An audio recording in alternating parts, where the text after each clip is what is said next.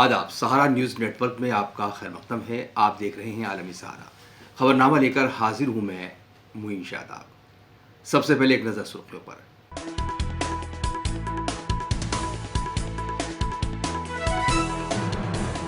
बदायूं में शमसी शाही मस्जिद के खिलाफ रिट को अदालत ने किया मंजूर। अगली सुनवाई 10 दिसंबर को। मुस्लिम फरीकैन ने मामले को बताया फर्जी।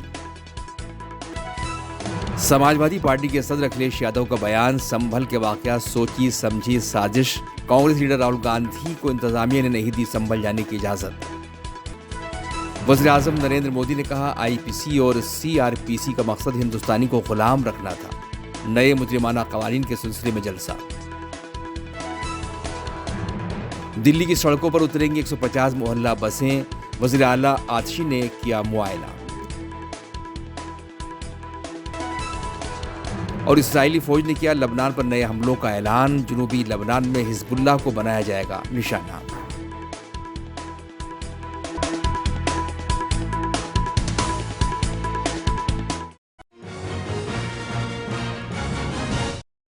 संभल की शाही जामा मस्जिद के सर्वे को लेकर हुए तनाज़े के बीच बदायूं की जामा मस्जिद शमसी के खिलाफ रिट को कोर्ट ने सुनवाई के लिए मंजूर कर लिया है। जामा मस्जिद शमसी केस में मामले की अगली सुनवाई 10 दिसंबर को होगी। हिंदू फरीकैन का कहना है कि नीलकंठ महादेव मंदिर था जिसे तोड़कर मस्जिद बनाई गई है, जिसके कई सबूत अदालत में पेश किए गए हैं। कोर्ट ने मस्जिद कमेटी, डीएम बदायूं और एएसआई को नोटिस भेजकर जवाब मांगा था, जिस पर आज सुनवाई हुई। मस्जिद की इंतजामिया ने अपना मौक़िफ़ रखा। वाज़ेह रहे कि मुकेश पटेल ने साल 2022 में ये रिट दायर की थी। आपको बता दें कि बदायूं की जामा मस्जिद शमसी मुल्क की तीसरी सबसे पुरानी मस्जिद और 7वीं सबसे बड़ी मस्जिद है। इसे बदायूं शहर की सबसे ऊंची इमारत माना जाता है। बदायूं की जामा मस्जिद शमसी के मामले पर मुस्लिम फरीकैन की पैरवी कर रहे वकील असरार अहमद सिद्दीकी का कहना है कि जो मुकदमा दर्ज कराया गया है वो फर्जी है। इस मस्जिद पर उनका कोई हक नहीं है। ये सिर्फ बदअमनी पैदा करने के लिए किया गया है। जो मुकदमा जो है जो दायर किया है ये फर्जी दायर किया है। यहाँ के अमन व अमान को खत्म करने के लिए दायर किया है। इनका कोई हक ही नहीं है, ना कुछ है। जामा मस्जिद 850 साल पुरानी है। और जैसे इन्होंने ये कहा कि मुगल आक्रांता, इनके अपने दावे, मुगल आक्रांता से तो कोई मतलब ही नहीं है। ये जो है गुलाम वंश शमसुद्दीन अल्तमश ने बनाया था, उन्हें हिस्ट्री की नॉलेज नहीं है। इन्हें मुकदमा करना था फर्जी, इसलिए कहीं से कहीं लिख दिया। आजकल एक फैशन चला गया है मुगल आक्रांता, मुगल आक्रांता। तो ये मुकदमा 8.5 और वहाँ पर नमाज हो रही, कहीं इनका कभी कुछ नहीं है। 1920 में ये दर्ज है कि ये जामा मस्जिद जो है नेशनल इम्पोर्टेंस का मॉन्यूमेंट है। और बाकी ना तो आज तक उन्होंने कोई मेंटेन किया है ना कुछ किया है। और एएसआई एक्ट की बात भी करें, एएसआई एक्ट भी जो है बार करता है सिविल कोर्ट का जुडिशन किसी मैटर, तो उन्हें कोई राशि नहीं, न एएसआई एक्ट के हिसाब से, न 91 के एक्ट से, न वक्फ एक्ट से, न कोई काज ऑफ एक्शन है और कुछ नहीं है इनके पास। संभल में दावे में ही उन्होंने लिखा था कि फर्जी कागजात से मुस्लिम पक्ष ने मुकदमा जीत लिया। जब मुस्लिम पक्ष मुकदमा जीत तय हो चुका, जो चीज तय हो चाहिए, सेक्शन 11 जो है सीपीसी का है रेजिडिकेट, अगर कोई मामला पहले तय हो गया है तो वो दोबारा एजिटेट नहीं हो सकता। ये जानते हुए भी उन्होंने ऑर्डर कर दिया। ऑर्डर बिल्कुल इलीगल है। सर्वे के लिए अगर सर्वे से मतलब ही क्या है जब मुकदमा ही चलने लायक नहीं? सर्वे और क्या मतलब है? ये तो सिर्फ खुराफात की बात है। हमारे पास साक्ष्य है, हमारा जो है उसमें दर्ज भी है। 1272 सरकारी रिकॉर्ड में जामा मस्जिद दर्ज है, वक्फ बोर्ड में जामा मस्जिद दर्ज है। इनके पास कोई रिकॉर्ड नहीं है सबूत होने का। जब उन्होंने कोर्ट ने कहा था कि आप जो है उसका सबूत दाखिल करें, कोई सबूत दाखिल नहीं कर पाई। समाजवादी पार्टी के एमपी अखिलेश यादव ने लोकसभा में संभल के मामले पर कहा कि ये वाकयात एक सोची समझी साजिश है और संभल के भाईचारे को गोली मारने का काम हुआ है। अखिलेश ने कहा कि बीजेपी और उनकी मुआविन पार्टियों के जरिए पूरे मुल्क में खुदाई की बातें भाईचारे की खुदाई करेंगी।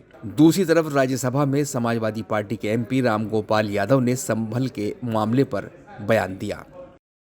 संभल जो इसलिए जाना जाता था कि भाईचारे के साथ वहाँ रहते हैं लोग, वहाँ अभी से नहीं, सदियों पुराना भाईचारा हजारों साल से इसी तरह रहते आए हैं। लेकिन अचानक ये जो घटना हुई है, ये सोची समझी रणनीति के तहत वेल प्लान्ड हुआ है और वहाँ के भाईचारे को गोली मारने का काम हुआ है। जो घटना हुई है वो सोची समझी साजिश है। वहाँ जो खुदाई की बात लगातार अध्यक्ष महोदय देश में कोने कोने पर भारतीय जनता पार्टी और उनके सहयोगी और समर्थक शुभचिंतक बार बार खुदाई की जो बात कर रहे हैं अध्यक्ष महोदय, ये खुदाई जो है हमारे देश का सौहार्द, हमारे देश का भाईचारा, हमारे देश का गंगा जमनी तहजीब को खो देगा। अध्यक्ष महोदय, हम यूं ही नहीं कहते थे कि संविधान ये मानती नहीं सरकार, हम यूं ही नहीं कहते थे कि संविधान नहीं मानती। जब प्लेसेस ऑफ वर्शिप एक्ट है, प्लेसेस ऑफ वर्शिप एक्ट है, हम बनते तो बहुत कुछ हैं। संभल के शाही जामा मस्जिद के खिलाफ 19/11/2024 को सिविल जज सीनियर डिवीजन चंदौसी संभल में एक याचिका डाली गई। कोर्ट ने दूसरे पक्ष को सुने बगैर उसी दिन 19/11/2024 को सर्वे के आदेश दे दिए। ताज्जुब की बात है संभल के जिलाधिकारी संभल और पुलिस अधीक्षक संभल आदेश को पढ़े बगैर 2 घंटे के बाद सर्वे के लिए पुलिस बल के साथ शाही जामा मस्जिद पहुंच गए। जामा मस्जिद की कमेटी, जनप्रतिनिधि, उलेमा इकराम, सभी अधिवक्ताओं ने सहयोग दिया। जिलाधिकारी संभल और पुलिस अधीक्षक संभल ने 2.5 घंटे सर्वे के बाद कहा सब सर्वे पूरा हो चुका है और अब रिपोर्ट कोर्ट को भेज दी जाएगी। लेकिन दिनांक 22/11/2024 फ्राइडे को जुमे की नमाज के लिए लोग नमाज अदा करने के लिए जामा मस्जिद पहुंचे, लेकिन पुलिस प्रशासन ने बैरिकेड लगा दिया ताकि लोग नमाज न पढ़ सकें। उसके बाद भी लोगों ने संयम बरतते हुए नमाज अदा की और किसी प्रकार का विरोध प्रदर्शन नहीं किया। 29/11/2024 को कोर्ट की अगली तारीख तय थी। शाही जामा मस्जिद की कमेटी और मुस्लिम समाज के सभी लोग कोर्ट में केस की पैरवी के लिए तैयारी कर रहे थे, परंतु दिनांक 23/11/2024 की रात पुलिस प्रशासन द्वारा कहा गया 24/11/2024 यानी अगले दिन सुबह को दोबारा सर्वे किया जाएगा। शाही जामा मस्जिद कमेटी और अधिवक्ता ने कहा कि इस सर्वे तो मुकम्मल हो चुका है, अब दूसरे सर्वे की क्या आवश्यकता है। कोर्ट के आदेश का हमने पालन कर दिया, अगर दूसरे सर्वे कराना है तो दोबारा आदेश करवाएं, कोर्ट के आदेश के बाद हम दोबारा सर्वे करा देंगे। लेकिन जिलाधिकारी संभल और पुलिस अधीक्षक संभल ने कोई सुनवाई नहीं की और तानाशाही दिखाते हुए सुबह के वक्त से पहले शाही जामा मस्जिद आ गए। शाही जामा मस्जिद कमेटी और मुस्लिम समाज के लोगों ने फिर भी धैर्य रखा और दोबारा सर्वे के लिए अंदर ले गए। सर्वे के दौरान करीब 1.5 घंटा बाद जब जनता को सूचना मिली तो वो इकट्ठा होना शुरू हो गए। लोगों ने सर्वे का कारण जानना चाहा तो सर्किल ऑफिसर ने उनके साथ गाली गलौज की और लाठीचार्ज करवाकर बुरी तरह जख्मी कर दिया। इसका विरोध करते हुए चंद लोगों ने पत्थर चलाए, जिसके बदले में पुलिस के सिपाही से लेकर के अधिकारियों तक ने अपने सरकारी और प्राइवेट हथियारों से गोलियां चलाईं, जिसका वीडियो रिकॉर्डिंग है, जिसके एवज में दर्जन लोग गोलियों से घायल हो गए हैं। 5 मासूमों जो कि अपने घर से सामान लेने के निकले थे, उनकी मृत्यु हो गई। संभल का माहौल बिगाड़ने में संभल का माहौल बिगाड़ने में याचिका दायर करने वाले लोगों के साथ पुलिस और प्रशासन के लोग जिम्मेदार हैं। इनको निलंबित किया जाना चाहिए और हत्या का मुकदमा चलाया जाना चाहिए, जिससे कि लोगों को इंसाफ मिल सके और आने वाले समय में कोई इस प्रकार की संविधान के खिलाफ और गैर कानूनी घटना को अंजाम न दिया जा सके। एक वकील साहब ने मुंसिफ मजिस्ट्रेट के यहाँ संभल में एक एप्लीकेशन दी। 500 साल पुरानी मस्जिद है, उसका सर्वे करने के लिए 2 घंटे के अंदर सर्वे भी हो गया और शांतिमय तरीके से हो गया।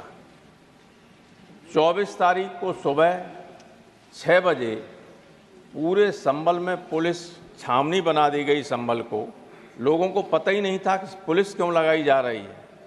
थोड़ी देर बाद वहाँ के डीएम, एसएसपी, वकील जिन्होंने वो एप्लीकेशन दी थी वो और कुछ लोग ढोल नगाड़े बजाते हुए पुलिस के साथ गए और मस्जिद में प्रवेश कर गए। भीड़ को संदेह हुआ कि ये मस्जिद में तोड़फोड़ करने जा रहे हैं और कुछ कर रहे हैं, और एसडीएम ने वहाँ उस जो टैंक था पानी का वो खोल दिया, पानी बह के बाहर आया, तो लोगों को संदेह हुआ कि इसमें कुछ गड़बड़ी हो रही है। तो उसके बाद अशांति हुई, पुलिस ने गोली चलाई, 5 लोग मारे गए, 20 लोग घायल हुए, सैकड़ों लोगों के खिलाफ मुकदमे कायम हुए, बहुत सारे लोग जेलों में हैं जिन्हें पकड़ लिया गया, उनको बुरी तरह से मारा गया। मेरा और लोगों का ये मानना है कि इससे पहले उत्तर प्रदेश में जो चुनाव हुए थे उसमें वो बगल के जिलों में पुलिस ने किसी को वोट डालने नहीं दिया गया और जबरदस्ती चुनाव कब्जा कर लिया था, और उससे ध्यान बटाने के लिए रामगोपाल जी, आपसे आशा करता हूं संयम बरतेंगे। योजनाबद्ध तरीके से सब ये हुआ। लोकसभा के बाहर अखिलेश यादव ने कहा कि लड़ाई दिल्ली और लखनऊ की है, ये सब कुछ सरकार का कराया हुआ है। सरकार चाहती थी कि इलेक्शन में जो वोट की लूट हुई है उस पर बहस न हो पाए। उत्तर प्रदेश में ज़िमनी इलेक्शन में वोट नहीं डालने दिए गए। असली ये है कि दिल्ली और लखनऊ की लड़ाई है। लखनऊ वाले भी रास्ता वही अपना रहे हैं जो दिल्ली वालों ने कभी रास्ता अपनाया था। समाजवादी पार्टी कभी भी ऐसा नहीं होने देगी। समाजवादी पार्टी भाईचारा कैसे बने, शांति कैसे हो, विकास, खुशहाली, तरक्की कैसे हो, उस दिशा में काम करेंगे। हमारी मांग यही है कि निर्दोष लोग हैं जिन्हें फंसाया गया है, और फंसाया यूं गया है क्योंकि सरकार ने कराया है, ये सब कुछ सरकार का कराया हुआ ये सब कुछ है। सरकार चाहती थी कि चुनाव में जो वोट की लूट हुई है उस पर चर्चा नहीं हो। जिस तरह महिलाएं खड़ी हो गईं, रिवॉल्वर के सामने भी वो डरी नहीं, पुलिस की बदतमीजी के सामने भी नहीं डरी और वोट डालना चाहती थी। आप सब जानते हो कि जितने बाई इलेक्शन हुए उत्तर प्रदेश में सब जगह वोट नहीं डालने दिया गया, और फिर ये संभल का इस तरह की घटना करा दी। जो अधिकारी हैं उन्होंने कराया है, जो वहाँ के अधिकारी संबंधित हैं बहुत ही खासम खास सरकार के हैं, इसलिए जानबूझ करके सरकार ने मिलकर के और भारतीय जनता पार्टी ने अधिकारियों के माध्यम से अन्याय कराया है। मानसरोवर की तरफ भी चलो, वहाँ पे कैलाश पर्वत है, वो भी आए। और याद रखना, मैं आज कह रहा हूँ आपको, आप भी हो सकता है चले जाएं, हम भी चले जाएं, एक दिन वो आएगा कि वो देश आपको कभी जाने नहीं देगा, वहाँ पर दर्शन करने के लिए भी नहीं जाने देगा। तो उस तरफ कोई नहीं जा रहा। क्या मानसरोवर के बारे में नहीं सोचना चाहिए? कैलाश पर्वत के बारे में नहीं सोचना चाहिए? उसके बारे में कौन सोचेगा? आप यहाँ खोद रहे हो, खोद इसलिए रहे हो क्योंकि ये भाईचारा खत्म करना चाहते हैं। सब भाईचारा खो देंगे लोग। संभल के मामले पर अखिलेश यादव के बयान पर समाजवादी पार्टी के राज्यसभा रुकन राम गोपाल यादव ने कहा कि जो संभल में हुआ उसी बुनियाद पर बदायूं, जौनपुर और अजमेर शरीफ में जो हो रहा है ये सारे मुल्क में आग लगाने की साजिश है। किसी के खिलाफ मुकदमा कायम नहीं हुआ, किसी अधिकारी के खिलाफ मुकदमा कायम नहीं हुआ, होना चाहिए था। सुनियोजित साजिश न होती तो जो संभल में हुआ उसी आधार पर बदायूं, उसी आधार पर जौनपुर, उसी आधार पर अजमेर शरीफ, सारे देश में आग लगाने की साजिश है कि नहीं है?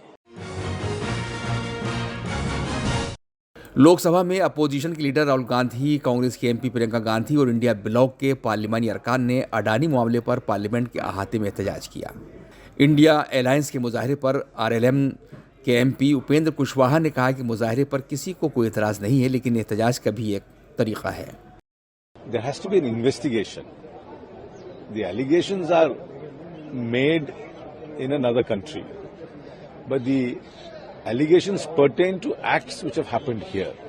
So isn't it incumbent upon us to verify the veracity of those allegations? This has far-reaching consequences. It involves public undertakings. It involves state governments. It involves central government institutions. And it involves a large private player who's listed in the stock market here. Those allegations might be false, I don't know, but only an investigation can prove it one way or the other. So how can we say we will not even investigate it, and this is happening this is something pertaining to a foreign country? This is pertaining to events which have happened here. So we need to have an investigation. That is our demand. विपक्ष protest करे, उसमें कोई एतराज नहीं है, कोई आपत्ति नहीं है, लेकिन प्रोटेस्ट का जो तरीका है उसी तरीका से प्रोटेस्ट हो तो ज्यादा अच्छा है। हाउस के अंदर हंगामा करना और हाउस को नहीं चलने देना, यह कहीं से ठीक नहीं है। अडानी मामले पर इंडिया अलायंस के मुजाहरे में टीएमसी के शामिल न होने पर टीएमसी के एमपी समीक भट्टाचार्य ने कहा कि इतिहास से कभी टीएमसी गायब होती है तो कभी आम आदमी पार्टी। कांग्रेस के पास अब एक ही जगह है, पार्लियामेंट का गेट।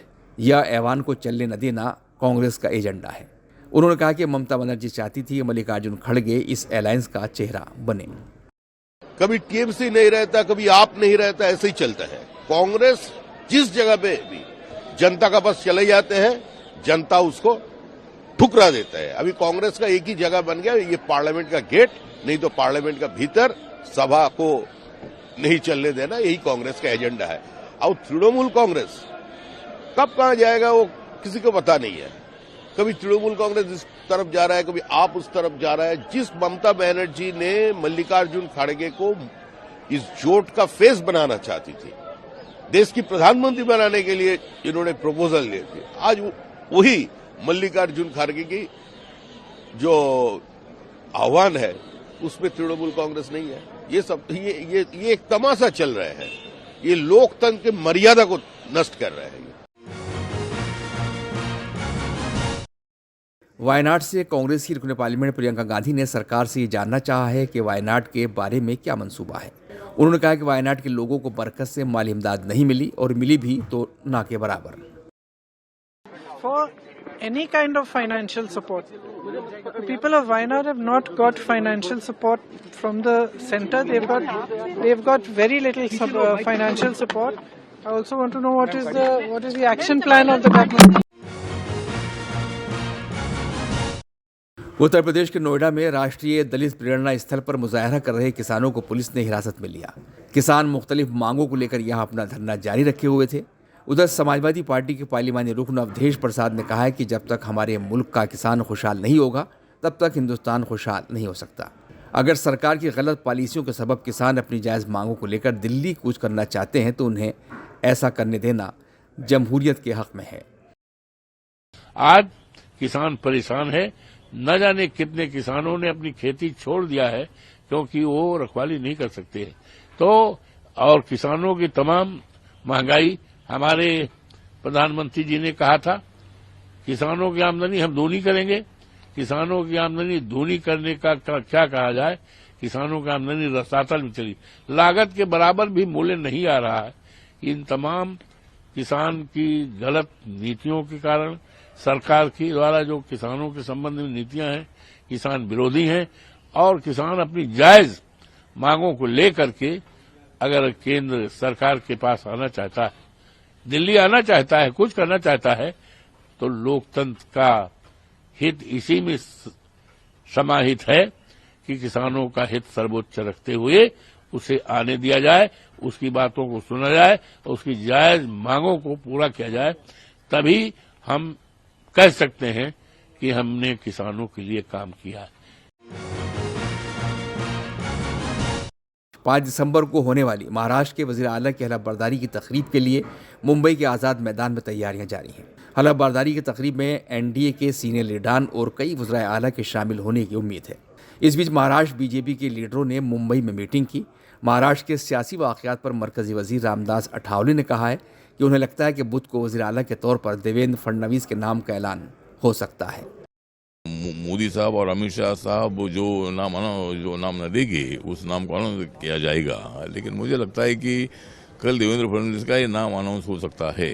और देवेंद्र फडणवीस जी का कार्यकाल 2014 से 19 तक का बहुत अच्छा रहा है और अभी डिप्टी सीएम पद पर रहकर भी एकनाथ शिंदे के नेतृत्व उन्होंने काम भी किया है। अकाली दल के लीडर दलजीत सिंह चीमा, बिक्रम सिंह मजीठिया और महेशिंदर सिंह ग्रेवाल ने अकाल तख्त के जरिए सुनाई गई सजा के तहत अमृतसर के स्वर्ण मंदिर में बर्तन और टॉयलेट साफ किए। श्रोमणी अकाली दल के सदस्य सुखबीर सिंह बादल अपनी सजा पूरी करने अमृतसर में वाक़ गोल्डन टेम्पल पहुंचे। दरअसल बादल को श्री अकाल तख्त साहिब की तरफ से ये सजा सुनाई गई है, जिसके तहत उन्हें गले में तख्ती पहनकर स्वर्ण मंदिर में झूठे बर्तन को साफ करना होगा, बाथरूम की सफाई करनी होगी, लंगर घर में सेवा करनी होगी और श्री दरबार साहब के बाहर गेट पर पहरा भी देना होगा। सुखबीर सिंह बादल को ये सज़ा राम रहीम को मुआफ़ी दिलाने और बेअदबी के मामले में अकाल साहिब की तरफ से सुनाई गई है।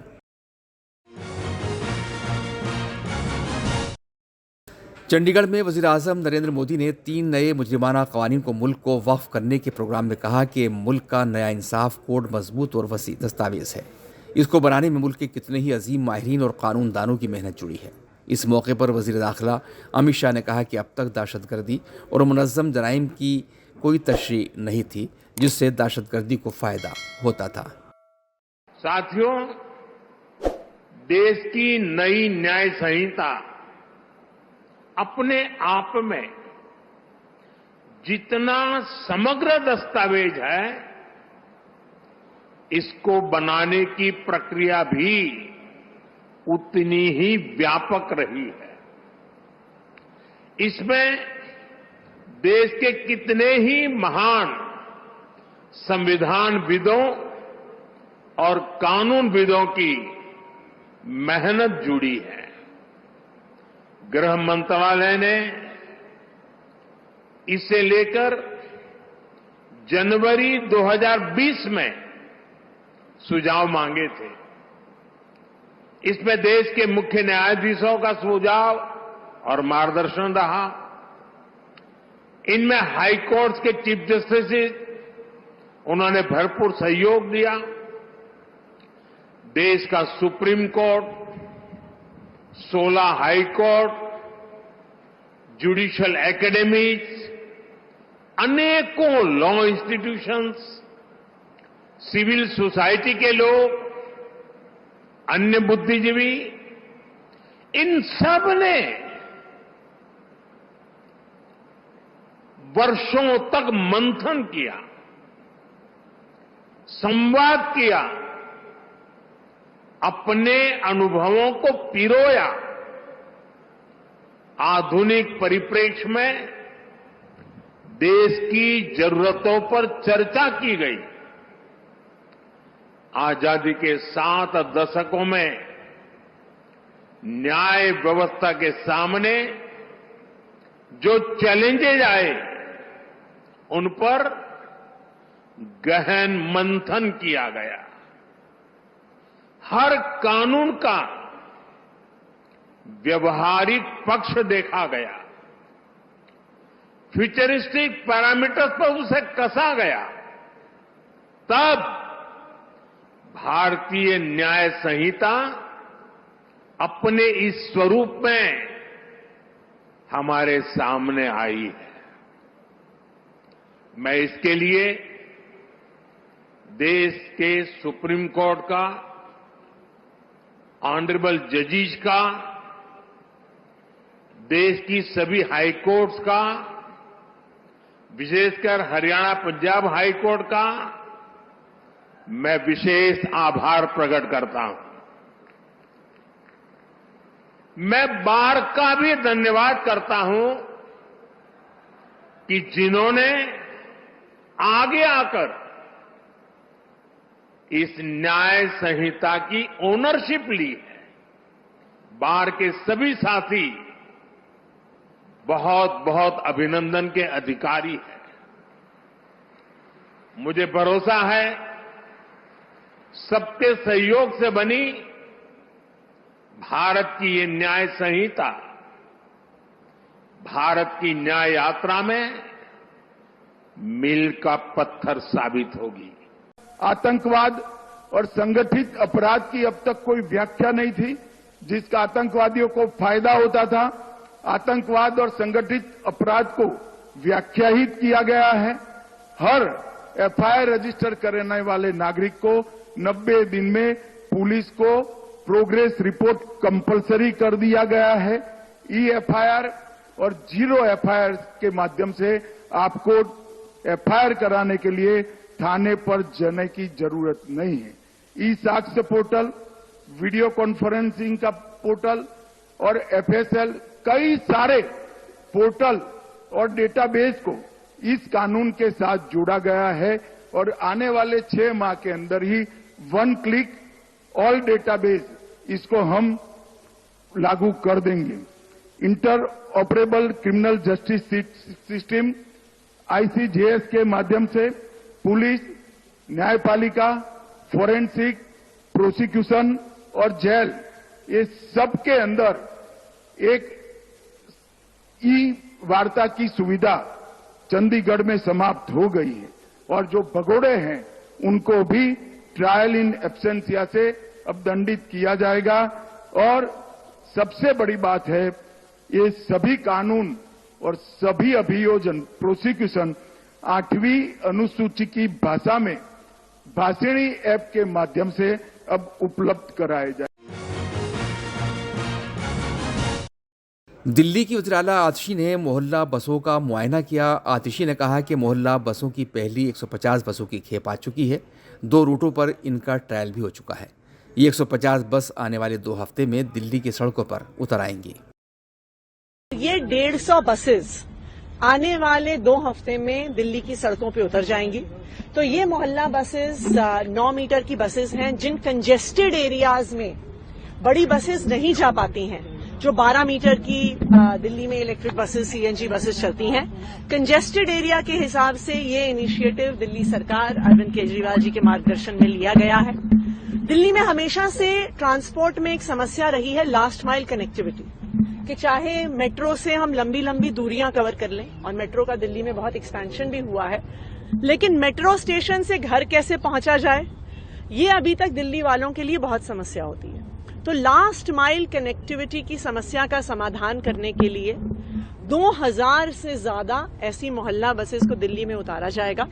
2025 में ही ये 2140 बसेस हैं जो उतर जाएंगी, और आने वाले 2 हफ्ते के अंदर 150 मोहल्ला बसेस दिल्ली की सड़कों पे दिखेंगे। मैम, आप लोगों ने ट्रायल कर लिया है, पहले ही ट्रायल कर लिया था, तो ट्रायल भी आप लोगों ने बताया कि सक्सेसफुल रहा।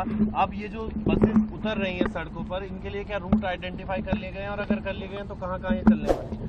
देखिए, ये आज जिस डिपो पे हम खड़े हैं, इसके आसपास के पूरे एरिया में, चाहे एम्स का इलाका हो, INA का इलाका हो, शाहपुर जाट का इलाका हो, गोविंदपुरी का इलाका हो, ये जो सारा एरिया है ये इन 150 बसेस से कवर होगा। और मुझे उम्मीद है कि आने वाले 2 हफ्ते में आप लोग ये 150 मोहल्ला बसेस, शानदार इलेक्ट्रिक लो फ्लोर मोहल्ला बसेस दिल्ली की सड़कों पे देखेंगे। इसमें सुविधा क्या क्या है बस के अंदर? देखिए, ये फुली एयर कंडीशनड बसेस हैं, और इसमें CCTV कैमरास, पैनिक बटन, और सबसे इंटरेस्टिंग बात इन बसेस की है कि बिल्कुल साउंडलेस बसेस हैं, कि अगर आप इन बसेस में ट्रैवल करेंगे तो बिल्कुल भी शोर नहीं है जिससे कोई भी परेशान होगा इस बस में ट्रैवल करते हुए। 2000 रुपए के नोटों की कुल कद्र जो 19 मई 2023 को कारोबार बंद होने पर 3.56 लाख करोड़ रुपए थी, 2000 रुपए के नोट को वापस लेने के ऐलान के बाद 29 नवंबर 2024 को कारोबार बंद होने पर घटकर 6,839 करोड़ रुपए रह गई है।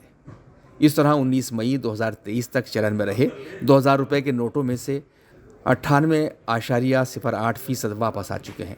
2000 रुपए के नोट कानूनी करेंसी बने रहेंगे।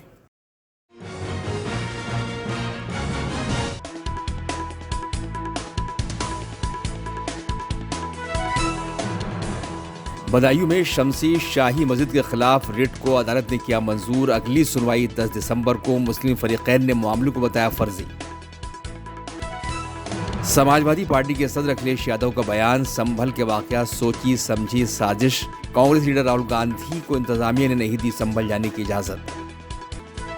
वज़ीर-ए-आज़म नरेंद्र मोदी ने कहा, IPC और CRPC का मकसद हिंदुस्तानी को गुलाम रखना था।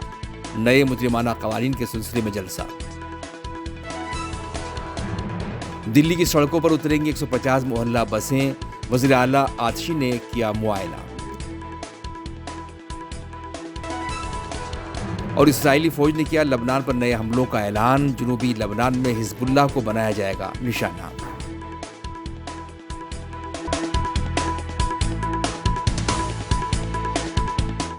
खबरनामे में अभी इतना ही, इजाजत दीजिए। आदाब। सारा प्रोग्राम